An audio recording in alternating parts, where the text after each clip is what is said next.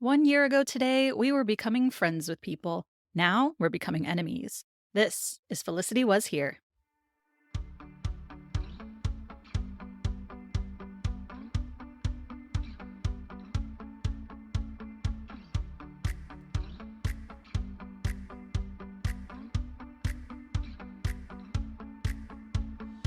Welcome back to Felicity Was Here. I'm Heather. I'm Melissa. And I'm Dr. Joe. And today we're discussing Felicity Season 2, Episode 1, Sophomoric. Welcome back, ladies. It's so good to see you. I can't believe we're on Season 2. This is so crazy. It's been a year. Can you believe it? Doesn't feel like doesn't it. make any sense. No. Yeah, that's weird. How was everyone's summer breaks? What'd you do this summer? A whole lot of nothing. It was so amazing. Well, you guys Yes, don't... you go first because I did nothing. Yeah, you guys don't really have a summer break like I do. I got 2 months off. No. You still had to work. I'm just Sure playing did. into the school year. Yes, there you go. Just go with it. Well, a few housekeeping items to start off with. First of all, we wanted to let you all know that we are moving our schedule to biweekly this season. It's going to just give us the opportunity to spend more time editing and crafting these episodes. But that also means we'll have fewer long breaks. So we'll be on a more regular cadence this season, but coming at you bi-weekly. Number 2, we also did some technical work over the summer, and we've moved podcast hosting. If you're not super technical, you don't really have to know what that means. If you're listening to us on Spotify or Apple, you'll still find us in the same place. If you hit follow and you're still following us, everything's good. But for those of you who are like tech wizards and have somehow signed up for our podcast through RSS feeds, just make sure that you're signed up for our new feed, which is over on Buzzsprout. So we'll drop some info for that in the show notes as well. But those are the big notes for this week. We're super excited to be back covering Season 2 of Felicity. First, before we completely close out summer altogether, we did want to dive into this little known book called Felicity Summer. Oh my gosh. It really threw all of us for a loop, but we did a little Sisterhood of the Traveling Pants book club here where we shipped this copy out to each other and read it and shared our thoughts. So yeah, we're diving into this book. Wanted to say spoilers ahead for the Season 2 premiere, which I'm assuming you've seen it if you're here to listen to the Episode 1 rewatch. But yeah, we're going to be talking about the resolution of the cliffhanger and what it means for the book as well. And there may be some spoilers for some later episodes and seasons of Felicity as well. So if you don't want to hear about what went on in the book, if you've ordered it, planning on reading it, and you want to skip the book discussion, again, we'll drop in the show notes a little timestamp so you can skip ahead and skip book spoilers. But for now, let's dive into it. So I was Googling images for something related to Felicity for our social and stumbled upon the book cover. I was like, oh my God, there's a book about Felicity. And I saw that it was, in fact, legit. It was canon. It was put out by the network or by the studio. And I was just shocked. I can't believe like middle school me had not heard about this book and read it already. Ordered it immediately when I found a used copy of it on Amazon and texted you both right away asking if you had heard of it. And Dr. Joe, you told me that one of our listeners and friends of the pod, Kurt, over at the Strange Sessions pod, he said that they talked about it on the Dear Felicity podcast. I believe it because he's our resident Felicity expert, so I believe whatever he says about it. We shared on our Discord as well with our listeners, and some of them confirmed that they, in fact, talked about it on the Dear Felicity pod, and I just couldn't believe it. I had never heard of it. And the second that I got it and started reading it from page 1, my mouth dropped. I was completely confused about this book and had to then go and listen to the Dear Felicity podcast. So high level here, who Felicity picks in the book is not who she picks in the show. It really just threw me for a loop. I mean, you warned them about spoilers, but I feel like we shouldn't recommend. Don't read this at all. Don't worry about the spoilers. Don't read it. Don't read it. Don't bother. If you can find a really cheap used version, maybe. Yeah, you all read it before me, a few weeks before me, and I remember you guys texting me like, this is bonkers, this is not good, and I'm like, it can't be that bad. It's got to have something good, and I read it, and I just remember texting you guys like, what the fuck did I just read? It was like a bizarro world. It was nothing like I thought, so disappointed. Yeah. And I was just so shocked that it deviated so much from the show that, yeah, I had to go and listen to the Dear Felicity podcast to get the details. So a little background. According to the pod, they had one of the writers of the show on there, and he said that it was already in the middle of season 1 when the studio or network reached out to JJ about this book. The book was written by a writer and author, but apparently JJ just absolutely hated it, and he told the writers in the writer room, we are rewriting this entire book. Oh, and it has to be done in 24 hours. So apparently they divvied up the book by 4 people. We're each going to write a quarter of this book overnight. And the writer said that they were just adding shit in there to fill it up, to fill up a book. And there's 2 different recipes in there that take up multiple pages. You can just tell that it's a bunch of nonsense to fill pages. I guess at the time when they were doing their season 2 planning, they thought that Felicity was originally going to pick Noel. And so that's how they wrote the book. But then, as we all know now, she picks Ben. So there's just this huge gap in what actually happens in the show. But it also just leaves me with more questions than answers, because if it was the actual Felicity writers who wrote the book, I don't understand how the vibes were so off between the show and this book, regardless of factual what happened in season 2. So yeah, the very first page of the book here, chapter 1, at 35,000 feet. Felicity is writing, but it's essentially narrating her tapes to Sally. So she says, Dear Sally, I said I'd make you another tape when I get back to Palo Alto. That was a lie. I'm on the plane. I'm actually in the bathroom, on the plane headed to Berlin. Noel is back at the C-37C, and I'm in the bathroom. That's how this whole book opens up. And I'm actually glad that middle school me never read this, because then I would have been extremely disappointed when season 2 premiered, her having picked Ben. But then they go to Berlin, and there's a lot of talk about condoms. They're have this running joke about a box of 64 condoms and let's use one of them. And should we, shouldn't we? And they eventually, start getting down and dirty. And she calls Noel Ben in bed, and Noel's pissed, and she ends up leaving Berlin early. And again, why would they have her pick Noel just to do that and break up immediately when they get together? Narratively, it just didn't make any sense to me. Yeah, the whole hotel scene was so awkward with the condom references. It just didn't feel like that authentic Felicity-ness. Although I feel like the only authentic parts were when she constantly referenced things that had happened in season 1. She'd be like, Dear Sally, you remember I told you that story about how Noel and I tried to have sex and then the tree started on fire, and went into great depth about each scene from the season 1. I'm we don't need to know that. We already know that. I mean, I guess I could see back in those days, you couldn't just put on a show on demand whenever you wanted to rewatch it. And so maybe you would need that recap over the summer of what happened. Okay. But yeah, that was the only part that did, like you said, feel true to the storyline. One of the glaring, this is almost the worse than picking Noel part, is she goes back to Palo Alto and goes out for a run to clear her mind. I'm when has Felicity ever gone on a run or a walk or to the gym? It just was so not Felicity. I'm how did the writers write this into her story? She goes to the track at Stanford.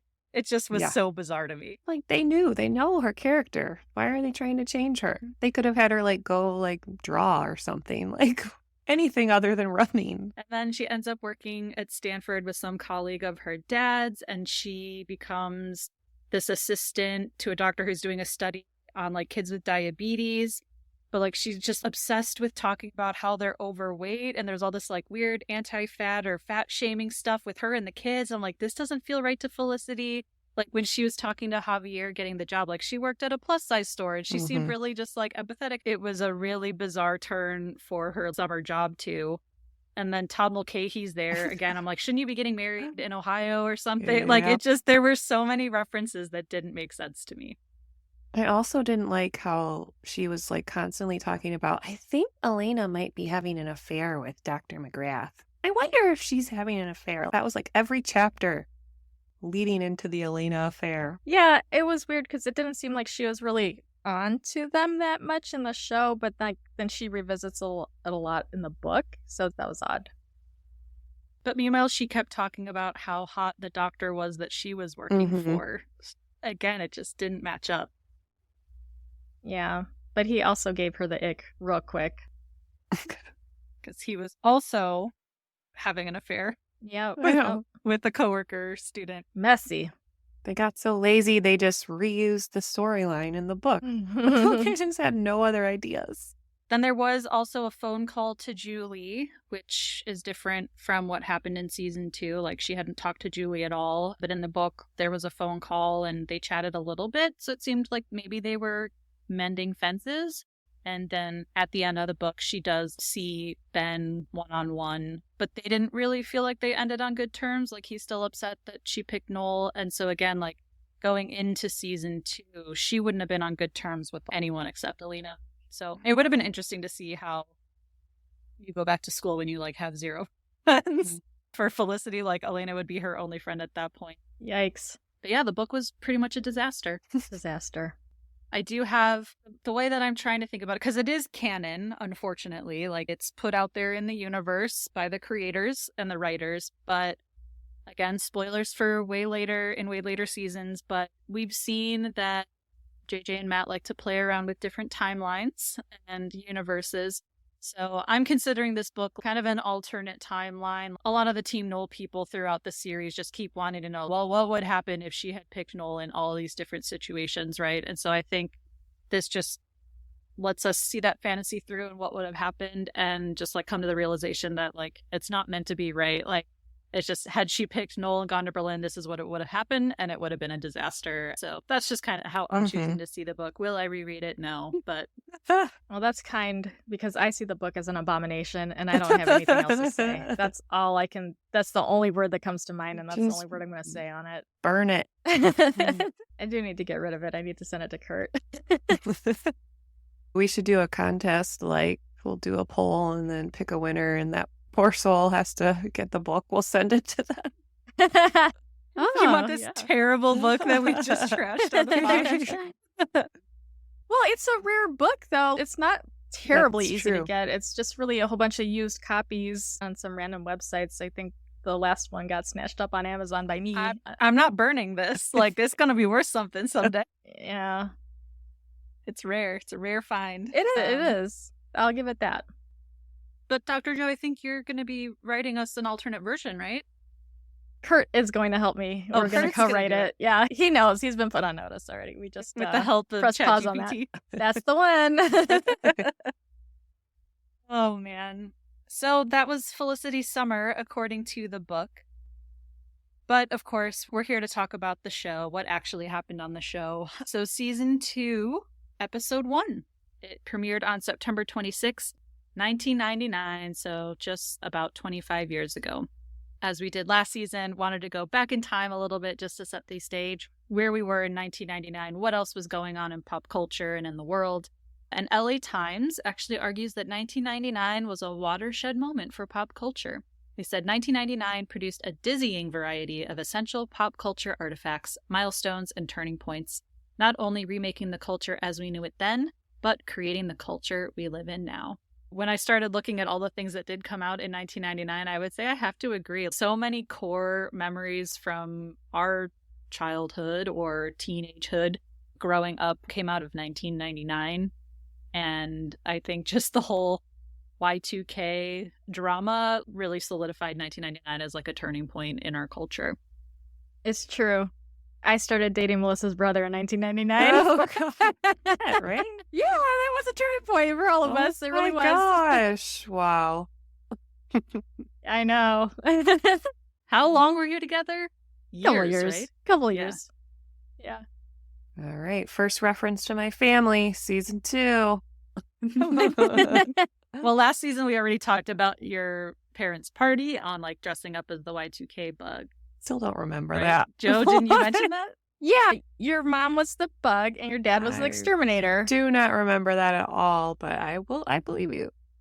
I want to say it was like a Halloween costume. I don't know if it was a Okay. party, but I don't know. I know that your mom dressed up like a bug, though. I'll find That the was really cute. pictures. It was Yeah. hilarious. That's Yeah, cute. do that. Post them in It'd be Discord. amazing. In the summer of 1999, one of the biggest launches and cultural moments was the launch of Napster. I believe the summer of 1999, that was all Melissa and I did all summer, was just make mix CDs and wait hours for one song to download on your brother's computer. And just turn all the viruses loose onto my family computer. The number one song in the U.S. on September 26th was Unpretty by TLC. And of course, the late 90s was known for boy bands, girl groups, and the bubblegum pop stars that ruled, like Britney, Christina, NSYNC, Backstreet Boys, TLC, Destiny's Child. I mean, what a heyday for music, at least for us preteens and teens. At the movie theater, The Sixth Sense was number one at the box office, which was following huge hits like Blair Witch Project and The Matrix, and as we referenced last season, Star Wars Episode 1, The Phantom Menace. I was so excited that they mentioned the Blair Witch Project in this episode. I'm going to drop some little fun facts about that movie.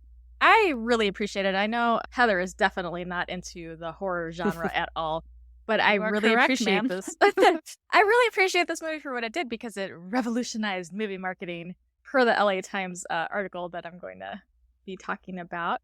It was genius that when the Blair Witch Project premiered at the Sundance Film Festival in 1999, the film's cast, they were a bunch of unknowns, and they used their real names in the movie. So they were listed as either missing or deceased when it was premiering at Sundance. So they really so deeply leaned into this. It's a genuine found footage thing. This was a real thing that happened, and it was like people were left questioning, was that real or was that fictional? Like, it was so confusing. It was so exciting and so fun when it was released.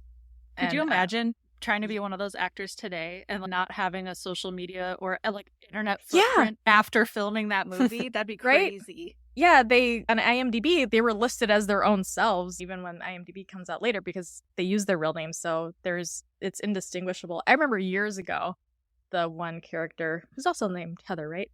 She was saying people were sending her mom sympathy cards because they thought she was dead. It was that significant culturally. Like, it just changed everything because they used internet online marketing in a way that had never been used before. One, because the internet was still coming up. But two, like, they just did this whole thing, like this guerrilla marketing where they had a BlairWitch.com website. And that had the mythology of the Blair Witch, and they had fictional police reports, newspaper articles, journals, interviews. They had Heather's diary on there. They really built up this whole world like as if it was real. It was nuts. That was really exciting. And they even did some mockumentaries beforehand to lean into the Blair Witch. They did The Curse of the Blair Witch that aired on the Sci-Fi Channel in 1999 prior to the release of the Blair Witch Project. They went all in. That I didn't know. Yeah, and they did another one too, Sticks and Stones, an exploration of the Blair Witch legend. Yeah, they went all out for this, and it was really an exciting time. And I remember, and I feel bad for people who cannot have that experience ever again, because that was just such a once-in-a-lifetime experience to come out of the theater and be like, what did we just watch? Did that really happen? Do you think that really happened? What's going on? It was so much fun. It was such a great time. Well, and even The Sixth Sense, like that twist at the end of the movie was like still to this day. It's like a huge cultural touchstone, and that like we grade a lot of other movies by, like, just that shock of that twist. I mean, it's hard to compete with that. And I have seen The Sixth Sense, and I saw it in theaters. I think we saw it together. Didn't we? Did we? I feel like both the scaredy cats were like... I thought I went with my mom and sister. Oh, did you? Okay. Because I remember, like, my dad was out of town or something, or maybe we watched it on TV later when it was out on TV. But, like, we all watched it, and literally we had to sleep with the hallway light after we watched it because all of us were so freaked out. And I remember, like, I was afraid to walk next to my bed because Misha Barton's little hand was going to come out from under the bed and grab me. I couldn't go to the bathroom in the middle of the night because some kid was going to walk by the bathroom and come grab me. I was so scared of that movie. And I think it was PG-13. So yeah, I had no chance against Blair Witch Project. I've never seen it the whole way through. Yeah. Well, I was a little bit older. You guys definitely would have been too young to go see that at the theater. That would have been totally inappropriate. It was creepy, but it was a good time. On the lighter side, the sheer amount of teen movies that came out in 1999 is also astounding. I mean, I think of most of these movies as my childhood, pre-teenhood, and I thought they were scattered across a few years, but they were all 1999s. Cruel Intentions, She's All That, 10 Things I Hate About You, Never Been Kissed, Varsity Blues, American Pie, Drive Me Crazy, I'm a Cheerleader, Drop Dead Gorgeous. Wow. Those were all just 1999. What a year. That's amazing. We must have just lived at the movie theater that year. Yeah. It's really interesting because last season, I think we talked a lot about the teen TV shows that were becoming popular on the WB and started with 90210 before that. And I think that like now 1999, we're seeing that like in movies, like the teen demographic is really being catered to. So, yeah, I think that it's just a really interesting moment for pop culture. I also see, yes, that the shadow of the Y2K bug loomed large, but people were still just like really excited about the future and the new millennium. And so I think we see some of that in our pop culture too. Oh, what did you all do this summer after your freshman year of college? Hung out with Melissa's brother. Yeah, probably tagged along with my brother. Well, I was trying to think, Melissa, was that the summer that we were camp counselors? Or was that after sophomore I don't think year? it was that one. I think that was after sophomore year. Because that was the year, that was the summer I turned 21. No, it wasn't. Never mind. It was our sophomore year, I think. The end of our sophomore year. Okay. I was thinking it was after freshman year because I had like, no internships, no plans. Like I went home. I couldn't remember.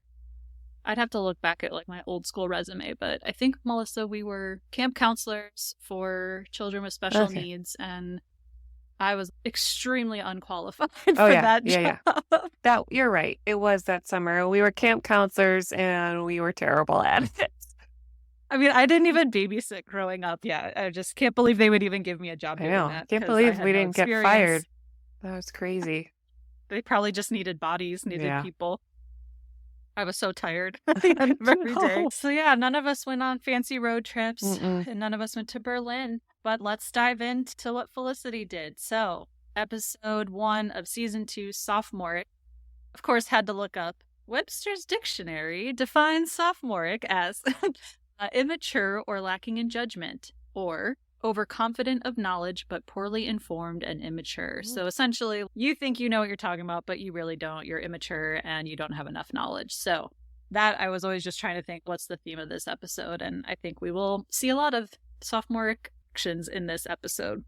This one is written by JJ and Matt again, and directed by Larry Trilling.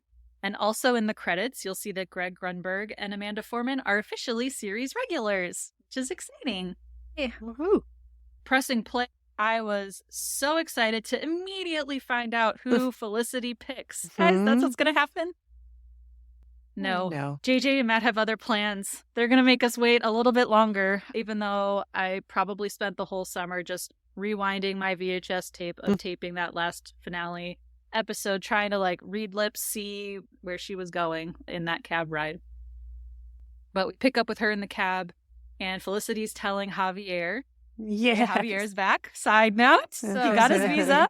But she's telling Javier that she was sitting in the cab and it was like a moment of truth for her. But as she's telling the story to Javier, her beeper goes off. LOL, she's got a beeper. And it's Megan. Their floor meeting is in 15 minutes and she's got to go. But Javier says he doesn't give two hoots. Who did she pick?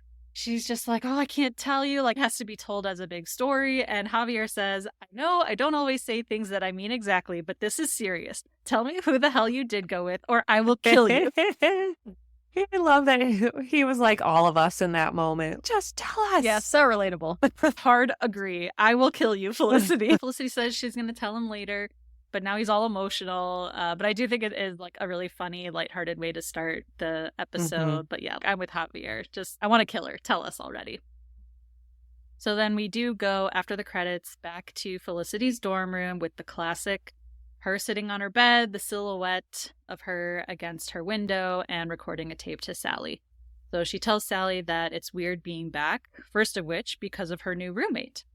All she could do was think about Ben and Noel and how she was going to deal with the consequences of last year. But the only comfort was that she was going to have a single room this year as an RA.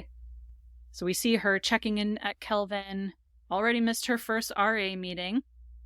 But the Cliff's Notes of the meeting is that another dorm had asbestos. And so now they've had to double up all the people. And so now her single has become a double. So she's got a roommate now. And guess who it is? It's Megan again. Of course. Yep. So she opens the door to her room, sees Megan. Megan, of course, first thing out of her mouth is a diss. Like, nice work missing the first RA meeting, which is funny because Megan's the responsible one all of a sudden. She's the one making the meetings. And Felicity just responds, "We're roommates again?" And Megan just, I cackled. She said, "Yeah, that's what I said, except louder, angrier, and between we're and roommates, I added a word." Just so perfect. Love it. So Felicity and Megan are co-RAs, and they have 46 advisees, which is really only 23 per person. So that doesn't seem like that big of a deal, but she's stressed out about it. So Felicity and Megan go to host their first meeting with their advisees. So Megan, per usual, she's speaking the truth, and Felicity's trying to sugarcoat everything to the advisees. And Megan also decides to share with everyone Felicity's sexual history with the whole floor. Felicity gets pissed, of course, and they just cut the meeting short. But then one of the advisees comes up to them after the meeting. It's the actor Michael Peanut, who I think most people have probably seen and would know and would recognize. But he's very young here, and he approaches them after the meeting, introduces himself. His name's Berkey, and he wants to know if RAs can date advisees because he's like super into both of them. Felicity says no, but Megan said that didn't stop her last year. So Felicity's pissed that all of her dirty laundry is being aired by Megan and says that it's not going to work, them living together again. She's going to try and transfer. Did you all live in the dorms sophomore year? Yes. Yep. And I had a crazy roommate too, who had terrible anger problems and was awful. So I can really relate to Felicity. Yeah, it was bad times. She didn't do any love spells? Don't think, not that I know of, but yeah, just like constantly angry and yelling at me. So I guess Megan would have been a better roommate.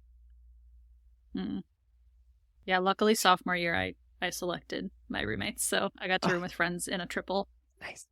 Then we go back on the streets of New York, and we see Julie get out of a cab with all her luggage, and she spots Sean on the street corner, who's selling his latest venture, which is a freshman packet for $15, down from $20.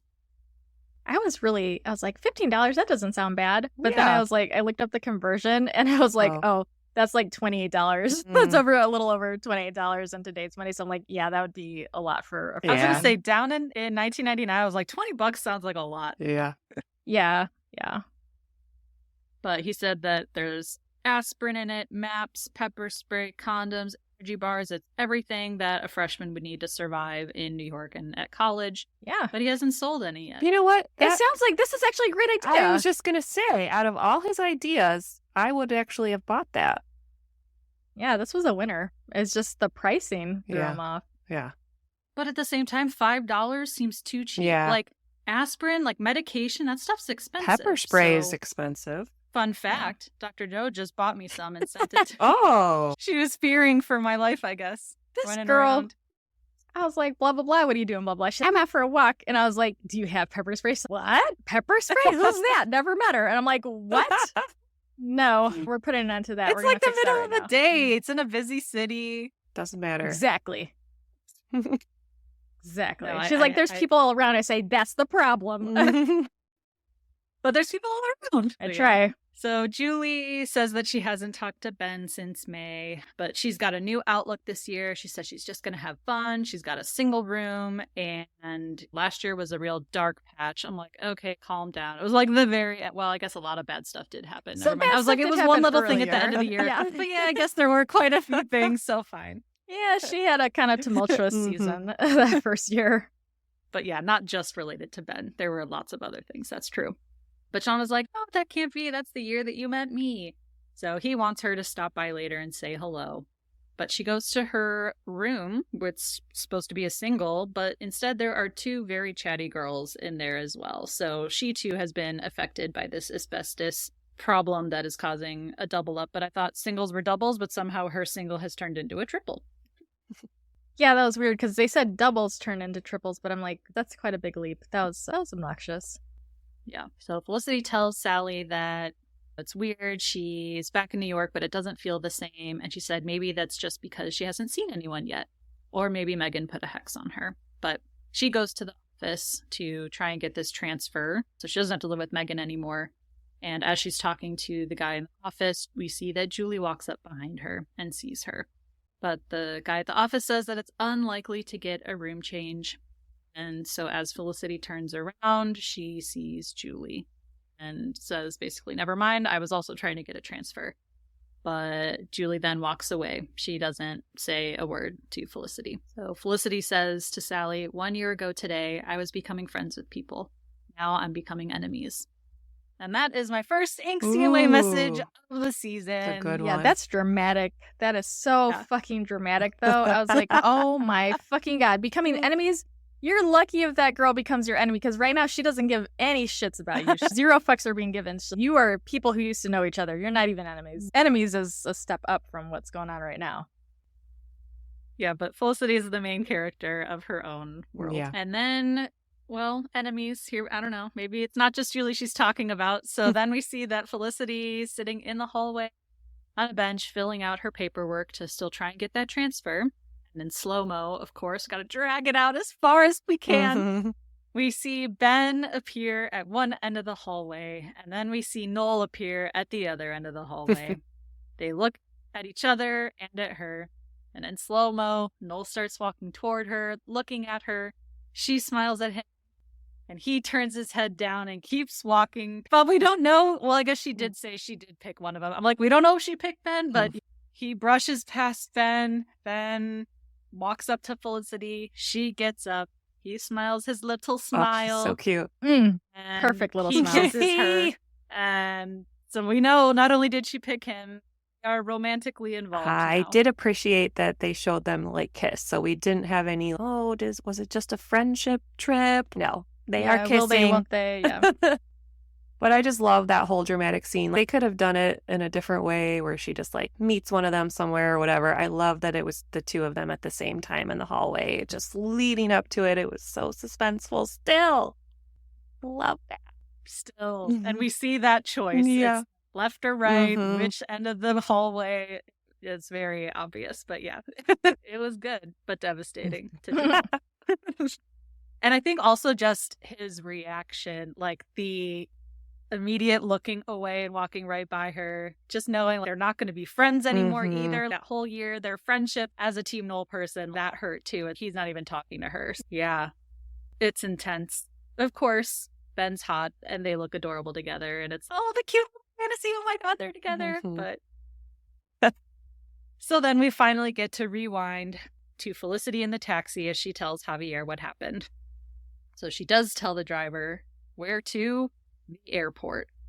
So, and Javier interrupts her like, wait a minute, I thought you said you chose Ben. And she says, I know, but when the driver asked me where to, that's what came out. So we find out that she did initially choose the airport, choose Noel, but she says that choosing Noel felt right. It felt safe. So she knows that they would have had a great time. She knew what that trip to Berlin would be. But then in that moment, she changes her mind and says, go to Worcester Street. So she just kept wondering what would happen if she went with Ben. So she pulls up to the loft in the cab, and Ben grins as she gets out of the cab. And Javier says, how could you not go with Noel with the pinky ring? And his smile is so electric. But Ben with his new haircut. You have an incredible buffet of men. I would just like to say, yeah, she does. Yep. The lucky little bitch.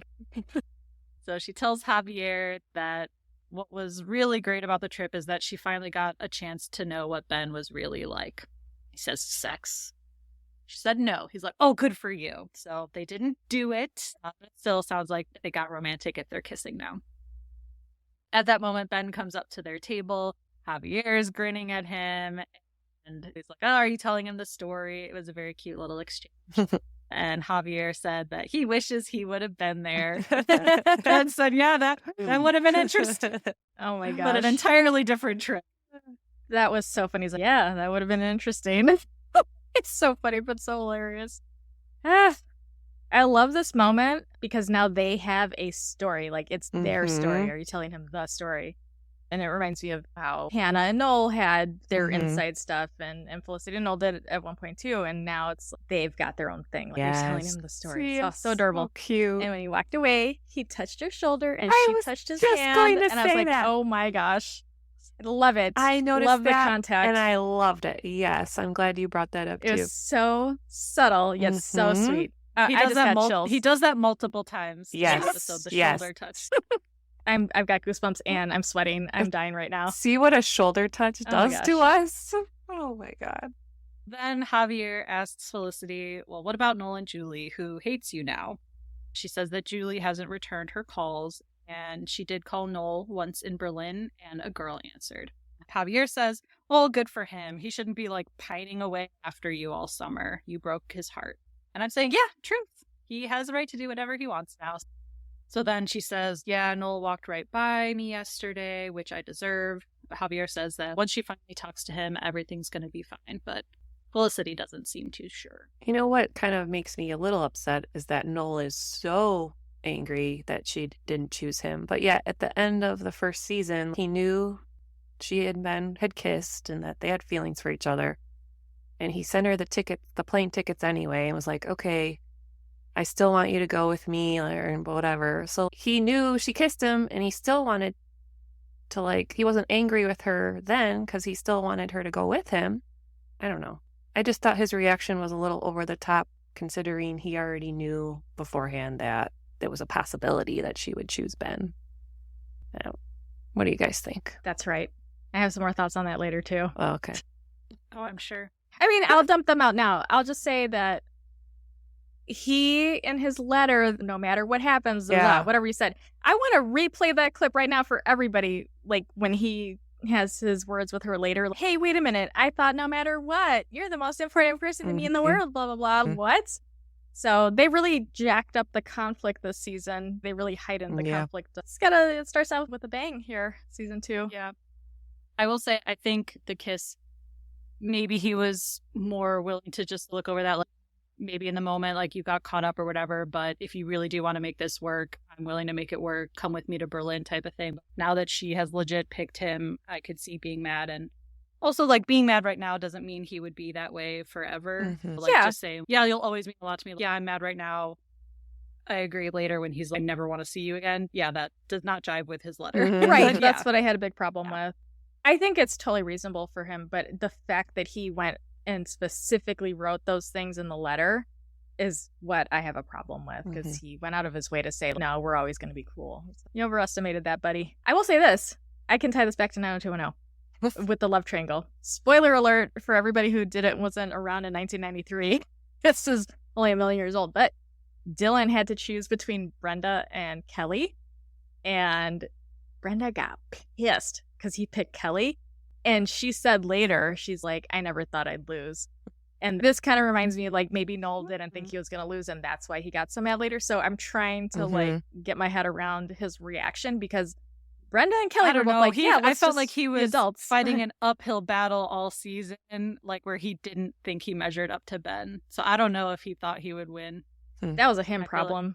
No, I know. I'm just like, he thought he would win. I don't know if he. I was trying to give him credit, girl, but you backtrack and roll it back. That's fine. I'm always gonna be honest when he does fuck up. So yeah, I don't like that he said, like, he never wanted to see her again. We'll get there. Yeah, we will. I'm still sweaty though. And meanwhile, enjoy. So we finally go back to the mail room, the hot spot to meet up with folks, and Julie's checking her mail, and Sean goes up to her, and he's so excited because he sold a bunch of freshman packets. Oh, I think I forgot to say that. She said, no more than $5 for those freshman packets.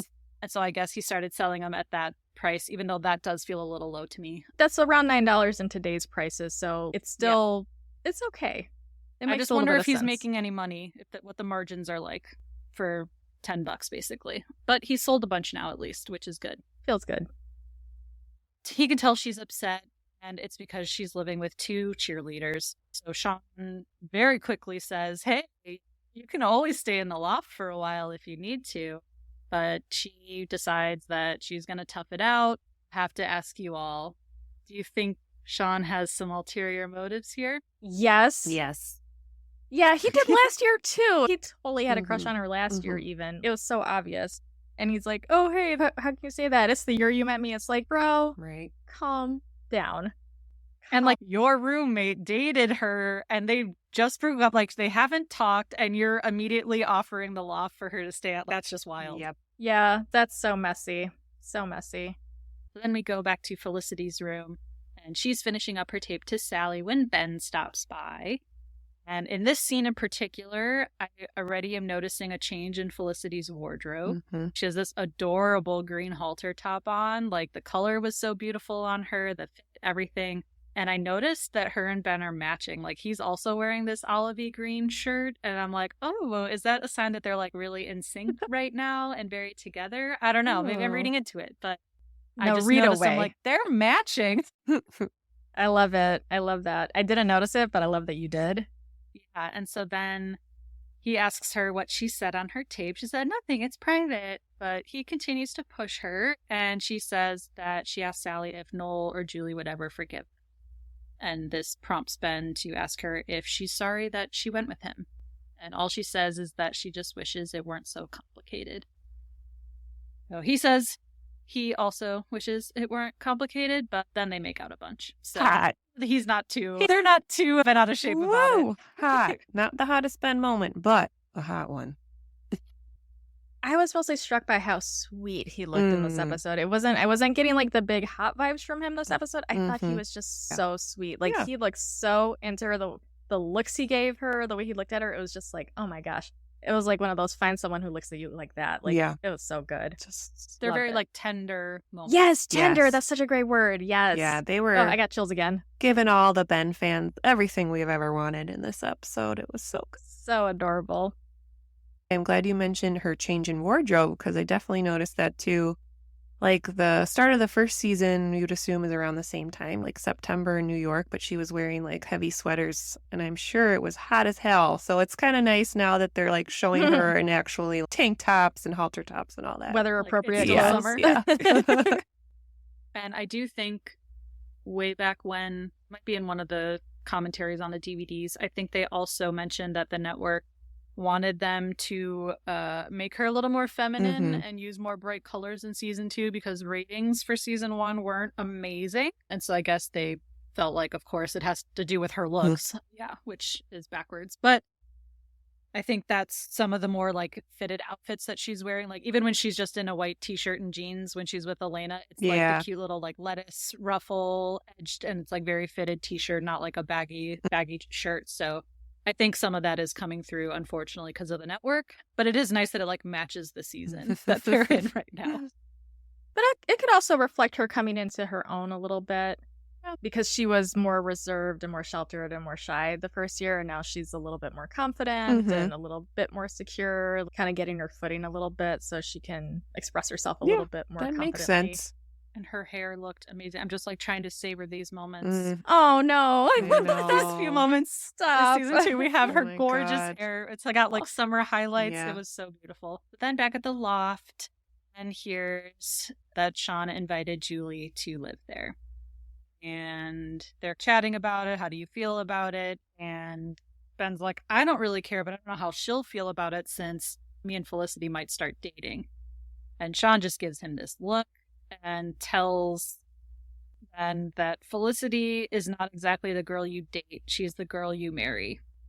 And I just want to rant here for a second. I absolutely hate Preach. when people say this. And also, they're 19. Like, why are we even talking about marrying? And just let them live their lives and date and do what they want. Like, why do they have to put some big heavy thing on it? And also that certain girls are for dating and certain girls are for marriage. I hated the whole thing. And I'm like, Sean, get out of their lives. Let them live. Yeah, shut your old ass up. Go get your own life. Like you're doing so well with the ladies. Yeah, he loves to give him advice when he has literally nothing to give advice about. So Sean says that Ben is not ready for Felicity. She's thoughtful, challenging, complicated girl who examines the world she sees. And you're like, this idiot.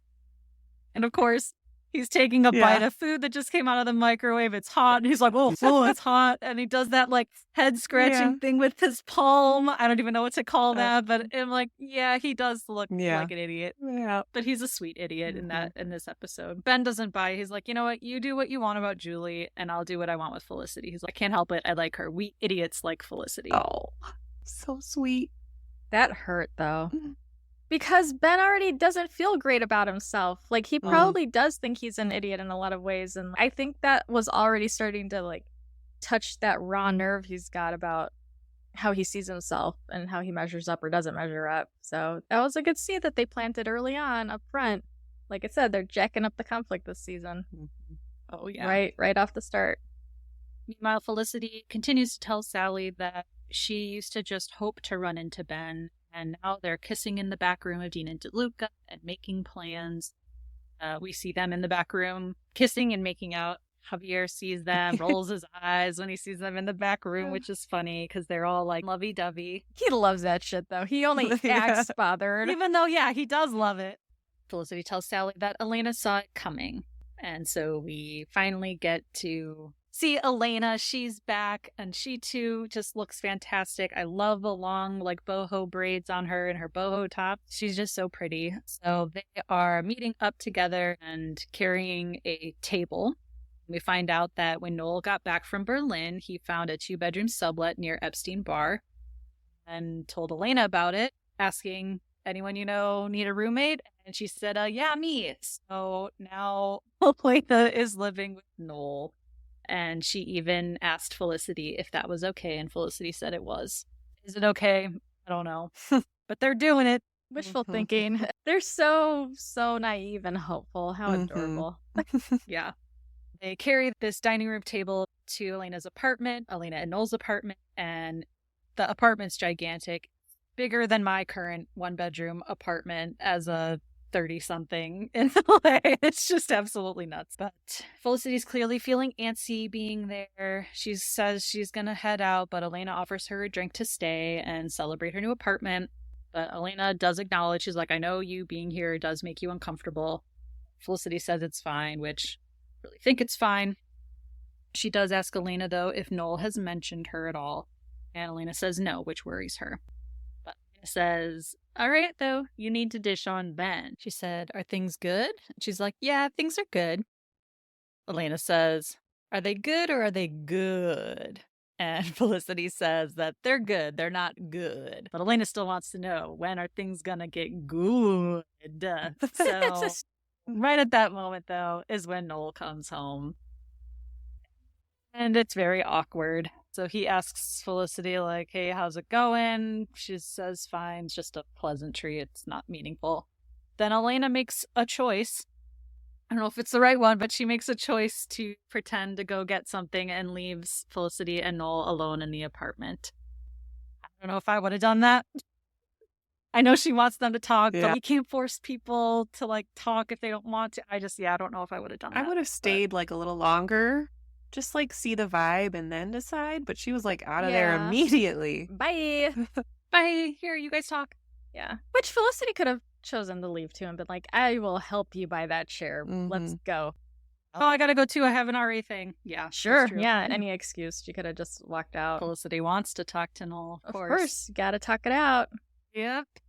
But it's very awkward. Noel isn't talking, not facing her. He's like putting groceries away. And also, again, I will acknowledge when Noel's doing weird things. So, like, he had to know, rooming with Elena, that he's gonna see Felicity. Like, I thought he would have been better prepared for that moment. Like, maybe he wasn't expecting to see her right then, but he had to have known Felicity's gonna be in my apartment at some point. Yep. She's best friends with Elena.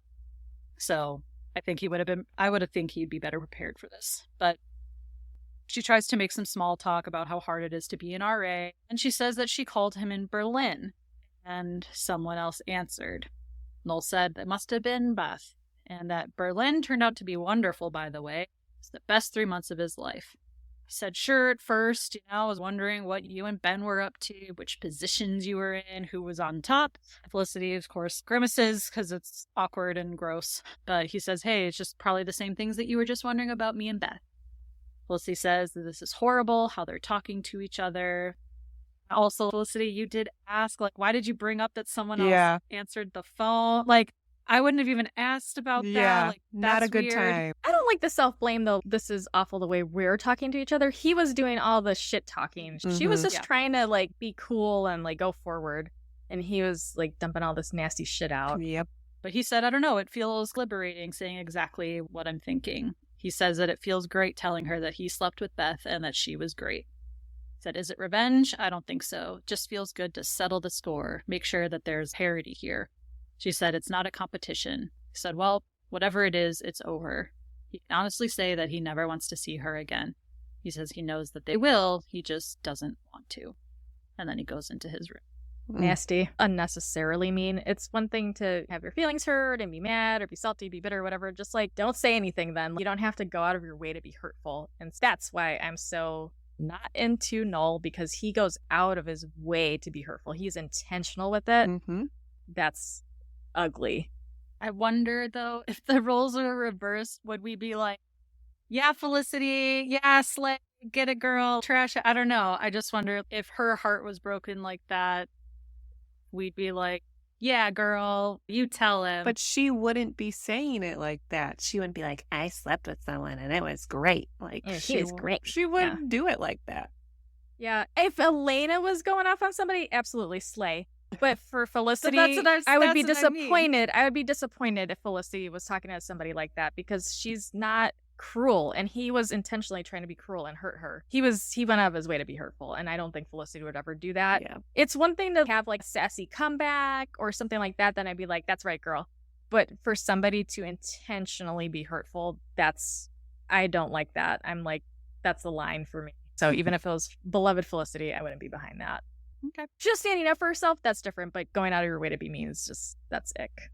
Yeah, I mean, I can understand where it's like he wouldn't want to talk to her right now. Like, you can't force him to talk to someone. If he doesn't want to talk to her, that should be fine. Like, she just wants everything to be fine. I want to talk. I want to put it past us. I want everyone to be over it. Like, that's not going to happen, and you can't make people do that. But also, yes, There's a nice way to say that. You can be like, I'm not ready to be friends. Like, it's fine if you're going to be here and hang out with Elena. I get this is Elena's space too, but I'm not cool with us right now, and I need some space. Not, I fucked somebody else and she was amazing. Yeah. Come on, bro. And I agree with that. So then Felicity is upset, goes back to the dorm, and Megan is playing some like hardcore metal music, recording their answering machine message, which who hasn't done that? I like which you used to have to like leave a message when you wanted to talk to someone, and you had to have like this outgoing message thing. Like, we don't even do that on cell phones anymore. Really, nobody calls people and leaves voicemails even. So I just thought that was funny that they have like an answering machine and she's recording a message. But people used to do that with their cell phones too back in the day. Have some sort of mood music playing, like some sort of something, some vibe going with their music, and then they'd be like, blah, blah, blah, I'll call you back, leave a message, whatever. And then the music would crank up again. Like, it was a whole thing. It was fun back then. But yeah, it's silly now. It's silly to think about that. We didn't have the internet. We had to do something to pass time.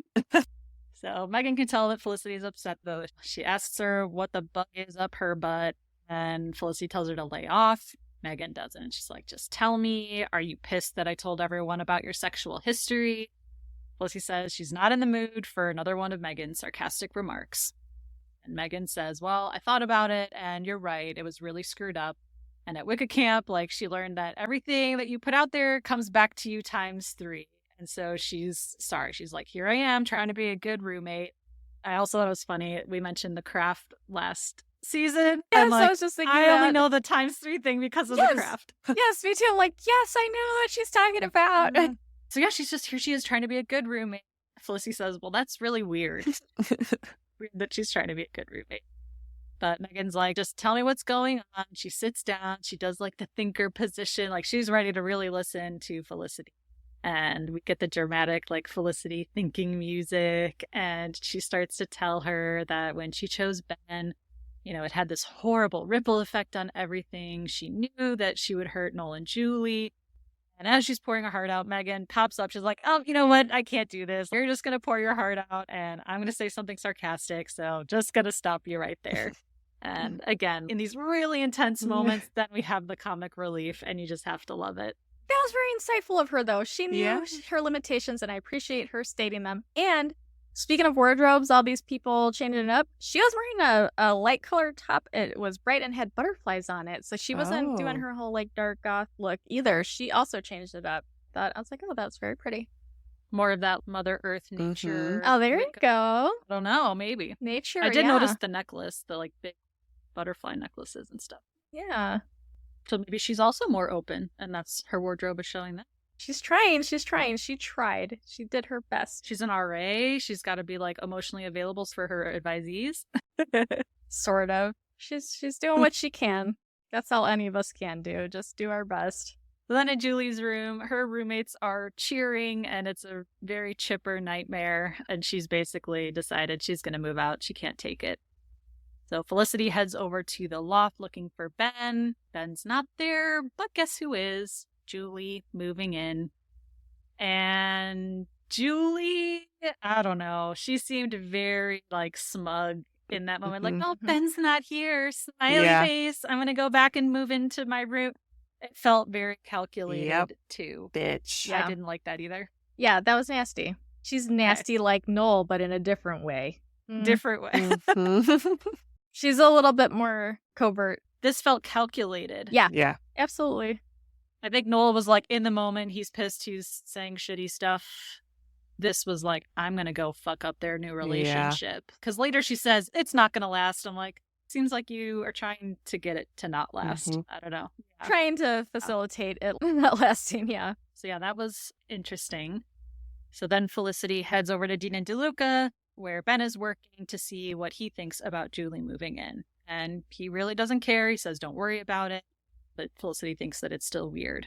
But Ben says, hey, I want to tell you something. But Javier interrupts because he needs Ben to work, not talk to Felicity all day. So Ben says that they're going to go out tonight and he'll pick her up at 8. But Felicity looks nervous because this is classic code, right? Like he's going to break up with her. Like, oh, we need to talk. I want to tell you something. So she's freaking out to Sally, thinking that he's going to break up with her. Then we go to Epstein, where Elena and Julie are hanging out now. And Elena tells her that she's playing with fire living at the loft. And again, she speaks the truth. I agree with Elena. But Julie says there's not a chance that her and Ben will last. And again, I think she's trying to make sure that they don't last. Absolutely. Who thinks this is a good idea? Sean. He's the only person. Fair. That is actually, that's, 100% true. So then we see Noel sits down too. So he's there. He's got movie times. He suggests the Blair Witch Project. But Elena says she's not going to go see that movie. It's too scary. So as the three of them are discussing the movies, Felicity and Ben show up for their little date and talk. And instead of just going and sitting down, they go up to the table and say hi. And Elena says, well, this isn't awkward. But Noel says that they're all adults. Now, bear with me. This is a long, meaty scene with so much back and forth. So bear with me here. But yeah, Noel says, oh, no, we're all adults. We can handle it. I'm like, based on the last scene, I don't know if you can handle it, Noel, or if you're an adult, but okay. So then Ben says, oh, hey, Elena, I haven't seen you yet. And I don't know why I die. This is so funny. Noel says, you haven't seen me yet either, Ben. He's like, hi, Noel. Hi, Ben. Like, I cracked up. Even though it's like an intense moment, I just died laughing. I lost it too. I did. That was great. So they're just going to be like, we'll go see the movie. I don't know what crew to call that. The Noel, Elena, Julie crew. They're going to go see their movie. And Noel's like, but, unless you two want to come with us. And Ben says, you know what? You don't have to be such a dick about it. Precisely. And Noel says, this is exactly the amount of dick that I need to be about it. And, oh, man, things are heating up. And Elena says, oh, so is this the new Noel that you've been talking about? And he tells Elena to shut up, which is never a good idea. Because then Julie's like, what? No, you shut up. Elena says, don't tell me to shut up. Ben yells at Noel, like, don't tell Elena to shut up. That's great. Be a jerk to Elena. And Noel says, if you talk to me again, I'll kick your ass. And Ben says, oh, really? How? With your computer? Oh, my gosh. Like, this whole scene. I died. It's so aggressive, but so funny. Yep. I mean, oh, your computer. Because it's true. What is Noel talking about? Yeah, like, I I'll kick your ass? What? No. Since when? Then Felicity says to Noel, like, I'm sorry. Is that what you want? Like, is that what you want to hear? And he starts yelling, but at the same time, Julie's like, unless you're transferring colleges, like, we don't want anything from you. I'm like, Julie, really? They're going to transfer universities because they had a breakup? Come on. Ben tells Felicity to let it go, but she says, no, like, I'm not going anywhere. She parks herself down at a table And Noel says to Elena and Julie, let's just go see Blair Witch Project. Elena says, I'm not seeing that movie. Felicity then tries to continue to have her little date with Ben. Says, oh, Ben, so what did you want to tell me? And Julie says, oh, probably how things are getting too serious, right, Ben? Bitch. Terrible. And Ben says, you know what? I can't take this. I'm leaving. Felicity, are you coming with me? She says, no, I'm not leaving because of this. Ben says, well, you're either stronger than I am or you're a masochist.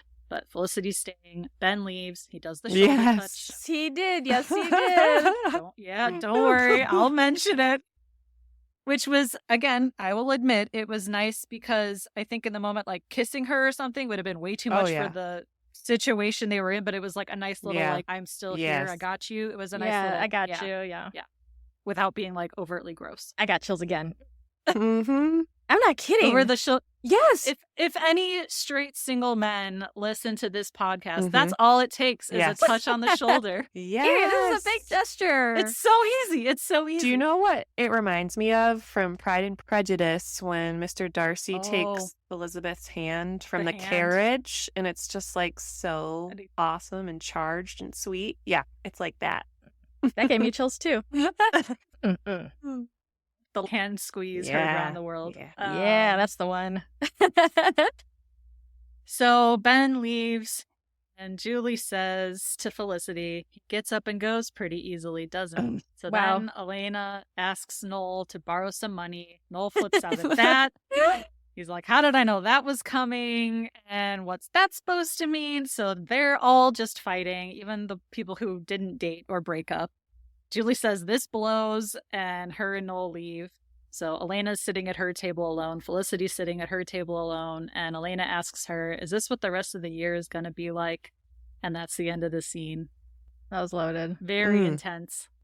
But I like the writing here, not just because it was intense, but because they really stayed true to the characters. Elena was not about the Blair Witch Project. We remember from season 1 her feelings about Halloween and her distaste for the spooky. Like, she's not feeling it. I was like, okay, that's good.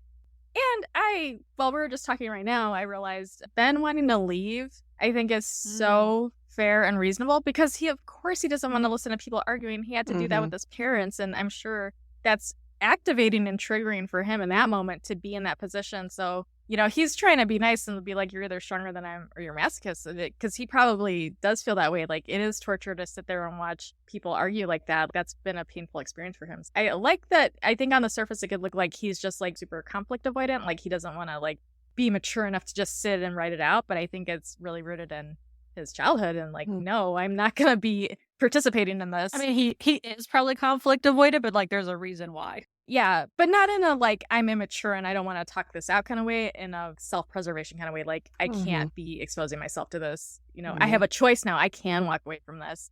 So no, I'm not going to sit here on purpose and be mired in this yuck. That was good stuff. Sometimes maybe I give the writers too much credit, but no. No, I think that's exactly right. I also think it's important setup for the rest of the season. Yeah. We need to solve a lot of problems here between so many different people. Like, now Noel and Elena are kind of fighting. There's like some conflict, some tension. Julie's pissed at 2 different people. Noel and Ben are going to fight. Not really. But, you know, like, there's just so many different dynamics here and lots of issues that we have to solve. So this is the setup for the season. Is this how it's going to be? Like, we hope not.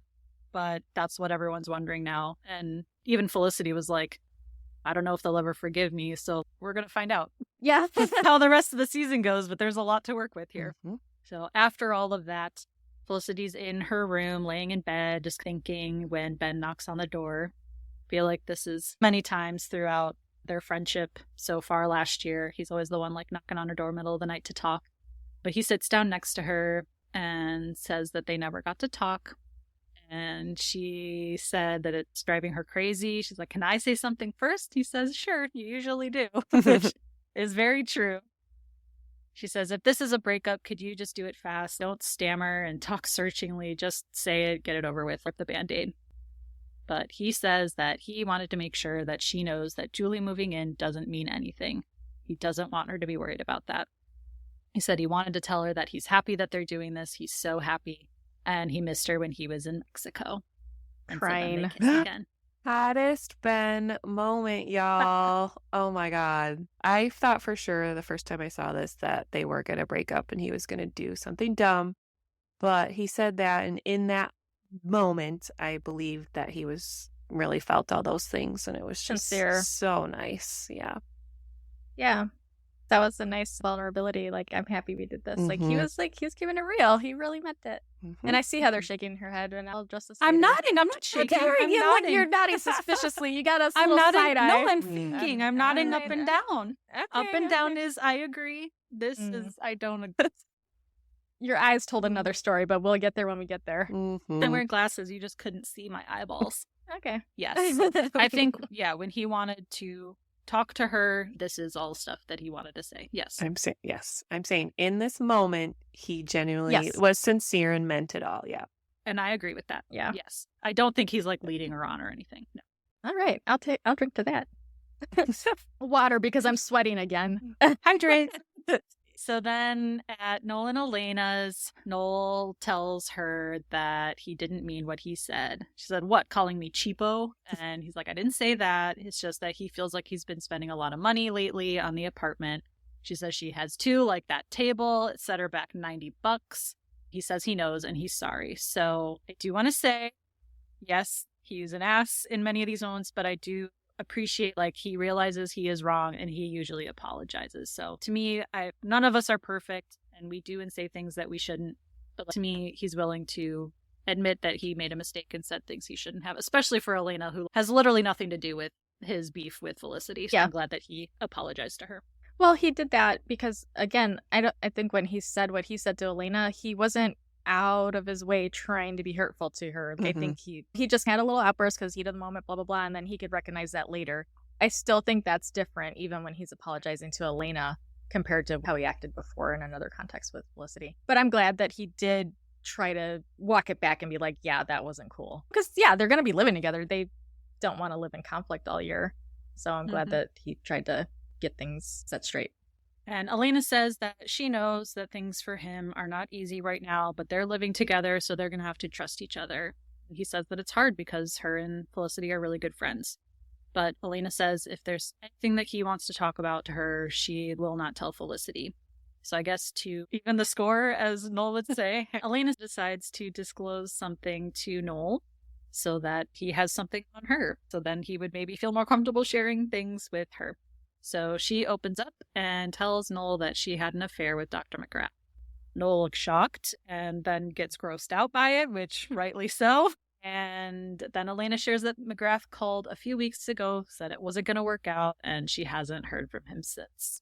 And she also says that nobody else knows but Noel. So from now on, she just wants Noel to be honest with her, and he's got something on her too now.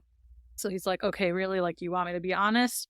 That is the ugliest table I've ever seen. And so seeing that they've got some resolution here and they're opening up again, I do love their friendship so much too, even from last year. Like, I actually like them as roommates too. I think somehow they really balance each other out. Like, she gets him out of his shell a little bit more. And I think she can be a good influence on him too. Even though he's older, like, she's more mature. So I like that she can rub off on him. Yeah.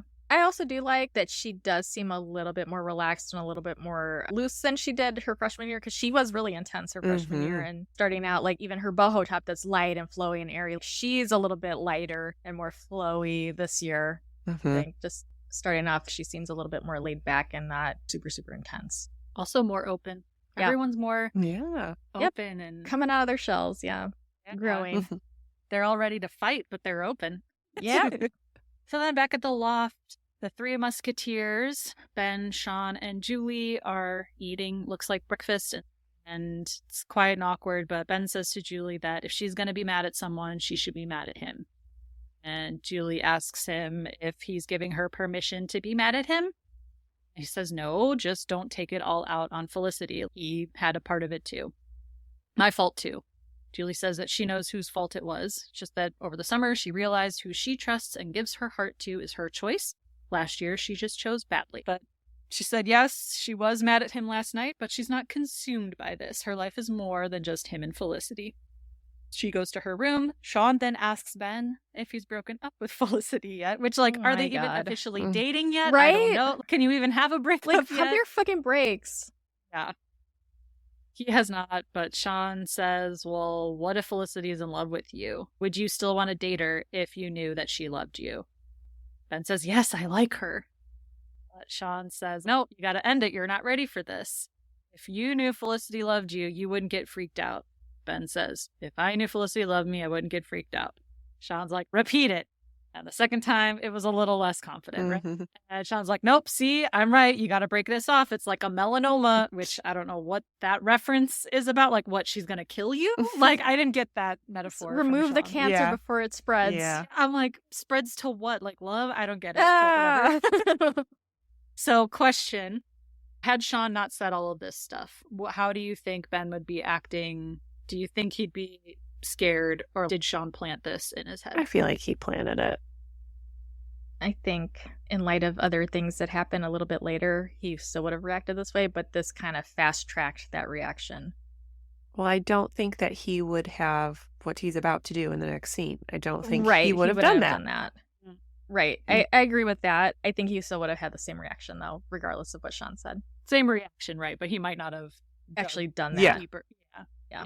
Yep. Okay. So yeah, Ben heads to Felicity's. She's arguing about a ferret, one of the advisees with Megan. So she has to go deal with this ferret with Megan, and Ben is left in her room alone with the tape recorder to Sally sitting there. So he decides to pick it up, rewinds it, and listens to it, where Felicity says, all I know is I want this feeling to last the rest of my life. God, Sally, I don't know what this is, but I mean, maybe it's love. And he just like drops his head like, oh no.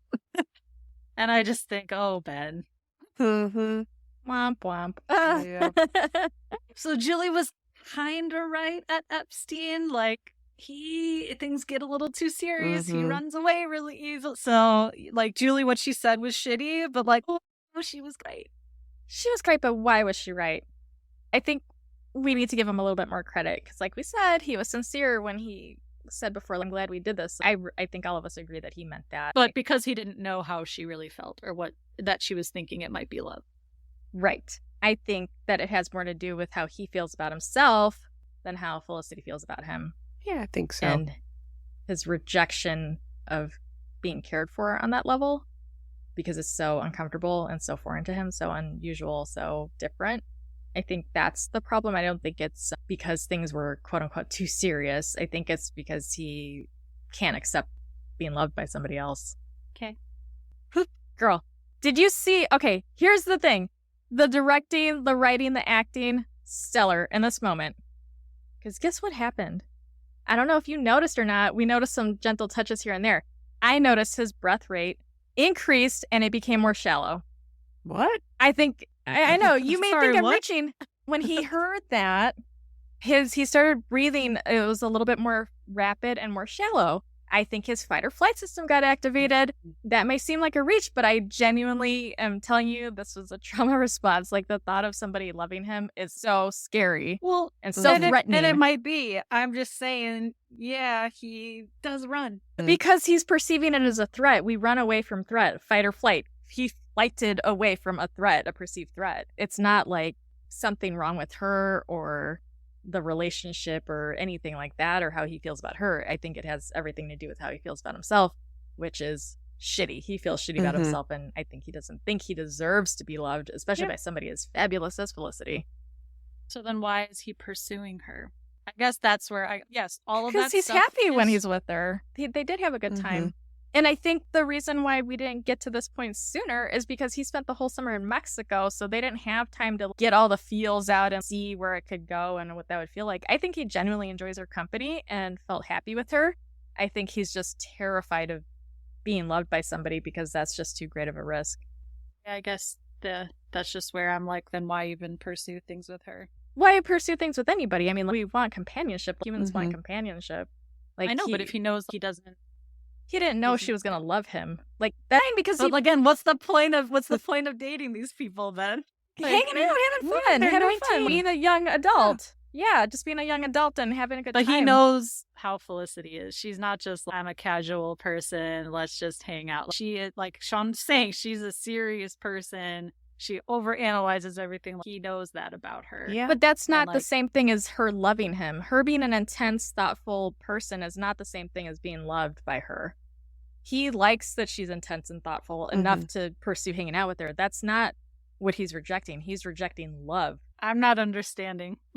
I see what you're saying, Heather, and that comes up again. People don't make sense. That's why people like me exist and have to give them therapy. We're complicated and messy and don't make sense all the time. It's a nervous system thing, and that doesn't have to be rational. That's like the opposite of rational.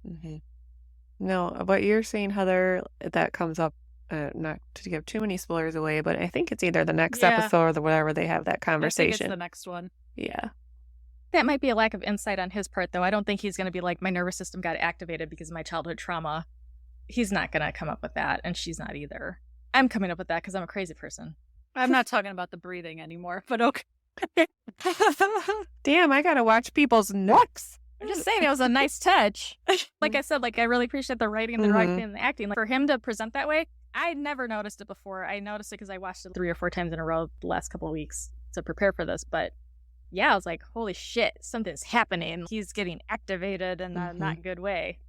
And we can't help that. That's a reaction we don't have control over. I mean, you can see he's like hanging on every word, like what is coming next. He looks terrified. It might be love. He's like, oh, fuck. Yeah. He looks terrified, though. He doesn't look disappointed or mad or unhappy. He looks scared. I think he didn't expect it at all. I don't think it entered his mind, when you're saying, like, well, why bother doing this and that?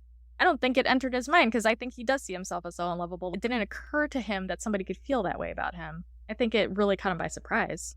I will say now that we've gotten to this point in the show, I can finally say, like, why last year, I couldn't spoil it, but this is why I can finally defend myself and say that I think Felicity was still obsessed with Ben last year, and like why Noel's insecurities were valid, because the second that Ben did show an interest in her, she picks him. So, like, which second was that? When he ran off into the elevator with Hannah? Was it that second? Because he did that. No, when they're about to sleep with each other before any of that happened. What?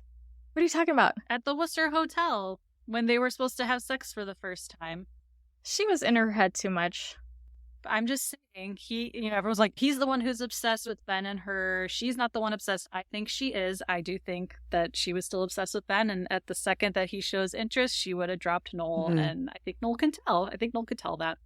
Do you think that if this thing with Ben, where Ben had asked her to go on this trip, would have happened this way, if he had asked her before the things with Hannah and Noel went down, would the same thing have occurred? You still think she would have gone with Ben before the Hannah incident?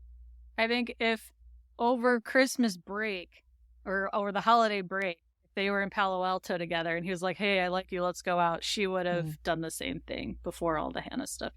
Yeah. I don't think so. I don't think so. I think she was committed when she was with Noel. I think things severed because Noel went off with Hannah, and that's when things fell apart, because then she had sex with Eli, and then Noel is obsessed with Felicity's sex life, and things went sideways from there. I absolutely don't think she would have cheated on Noel if they were on winter break and Ben was like, yo, what's up? I don't think she would have gone for it. I think she's got more integrity than that. Give this girl some I'm not saying credit. cheating. She might have just broke things off with Noel, or she would have been conflicted and, oh, it's so complicated. I don't think so. I do.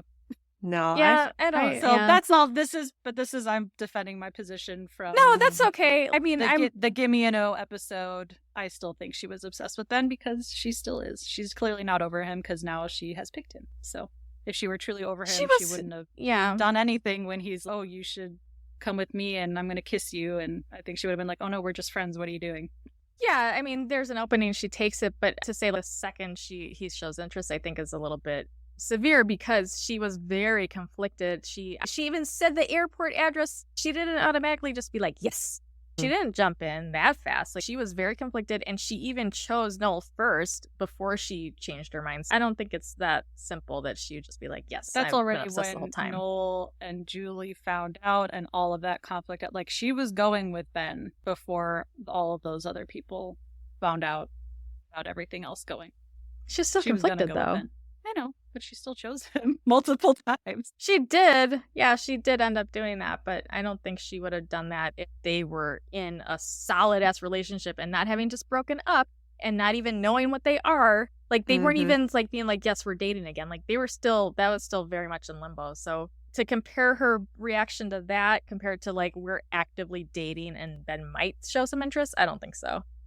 I think she would react very differently if they were securely dating. If Noel and her were together or, like, all the way together and there wasn't any rocky relationship stuff going on, I don't think she would have dropped him. Agreed.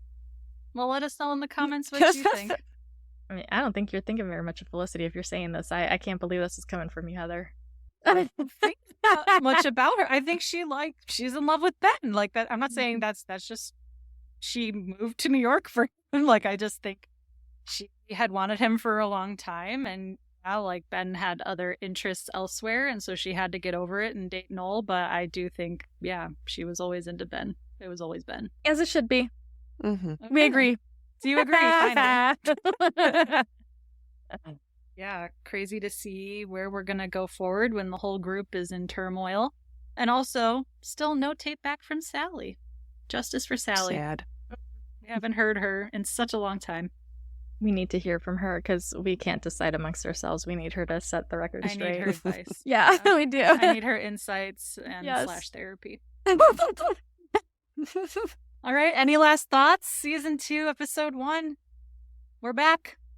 Oh my gosh. I'm just terrified people are going to think I totally lost my mind because I said he was breathing too fast. It probably sounds like the biggest reach. I'm sure Scott Speedman will really appreciate that you noticed his acting abilities and all the thought that you probably put into that moment. I feel like he should appreciate because I really did appreciate him in that moment. Mm-hmm. I really did. Scott Speedman. Speedy, if you're listening, we appreciate you. We appreciated your small touches. Well, I'll contact him.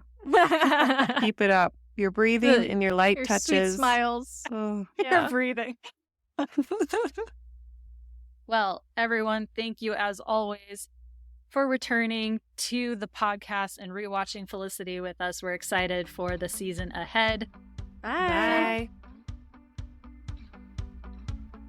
Felicity Was Here is produced, written, and edited by Heather, Melissa, and Dr. Joe. You can find us on Instagram and TikTok at Felicity Was Here Pod. If you're enjoying the pod, please leave us a review and help us spread the word. We appreciate you and would love to hear from Felicity superfans like us. So send us your feedback, ask us your burning questions, or just say hey at felicitywasherepod@gmail.com. We may even read your note in a future episode.